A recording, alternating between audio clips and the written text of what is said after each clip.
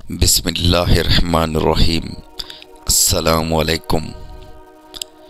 رسول اللہ صلی اللہ علیہ وآلہ وسلم نے فرمایا، اسلام کی بنیاد 5 چیزوں پر قائم کی گئی ہے۔ اول، گواہی دینا کہ اللہ کے سوا کوئی معبود نہیں، اور بے شک حضرت محمد صلی اللہ علیہ وآلہ وسلم اللہ کے سچے رسول ہیں، اور نماز قائم کرنا اور زکوٰۃ ادا کرنا اور حج کرنا اور رمضان کے روزے رکھنا۔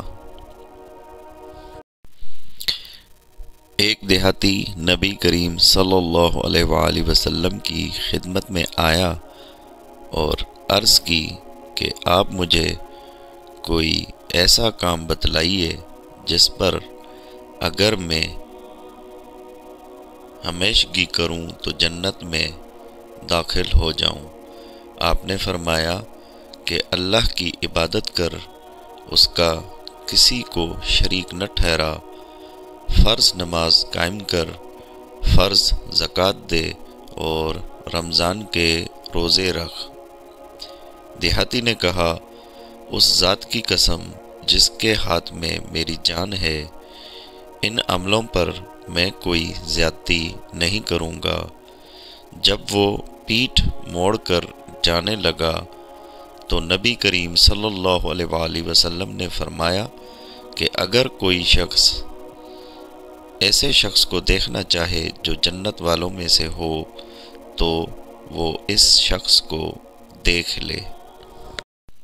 رسول اللہ صلی اللہ علیہ وآلہ وسلم نے فرمایا، جو کوئی شب قدر میں ایمان کے ساتھ اور حصول ثواب کی نیت سے عبادت میں کھڑا ہو، اس کے تمام اگلے گناہ بخش دیے جائیں گے، اور جس نے رمضان کے روزے ایمان کے ساتھ اور ثواب کی نیت سے رکھے، اس کے اگلے تمام گناہ معاف کر دیے جائیں گے۔ عبداللہ بن عباس رضی اللہ عنہما نے کہا، نبی کریم صلی اللہ علیہ وآلہ وسلم سخاوت اور خیر کے معاملہ میں سب سے زیادہ سخی تھے، اور آپ صلی اللہ علیہ وآلہ وسلم کی سخاوت اس وقت اور زیادہ بڑھ جاتی تھی جب جبریل علیہ السلام آپ سے رمضان میں ملتے۔ جبریل علیہ السلام آن حضرت صلی اللہ علیہ وآلہ وسلم سے رمضان شریف کی ہر رات میں ملتے، یہاں تک کہ رمضان گزر جاتا۔ نبی کریم صلی اللہ علیہ وآلہ وسلم جبریل علیہ السلام سے قرآن کا دور کرتے تھے۔ جب حضرت جبریل آپ سے ملنے لگتے تو آپ چلتی ہوا سے بھی زیادہ بھلائی پہنچانے میں سخی ہو جایا کرتے تھے۔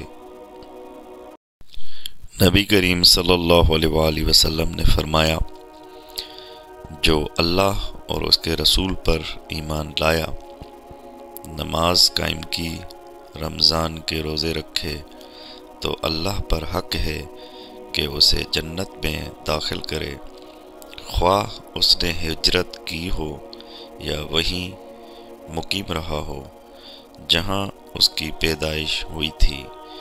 صحابہ نے کہا، یا رسول اللہ صلی اللہ علیہ وآلہ وسلم، کیا ہم اس کی اطلاع لوگوں کو نہ دے دیں؟ آن حضرت صلی اللہ علیہ وآلہ وسلم نے فرمایا کہ جنت میں 100 درجے ہیں جنہیں اللہ تعالیٰ نے اپنے راستے میں جہاد کرنے والوں کے لیے تیار کیا ہے۔ ہر 2 درجوں کے درمیان اتنا فاصلہ ہے جتنا آسمان و زمین کے درمیان ہے۔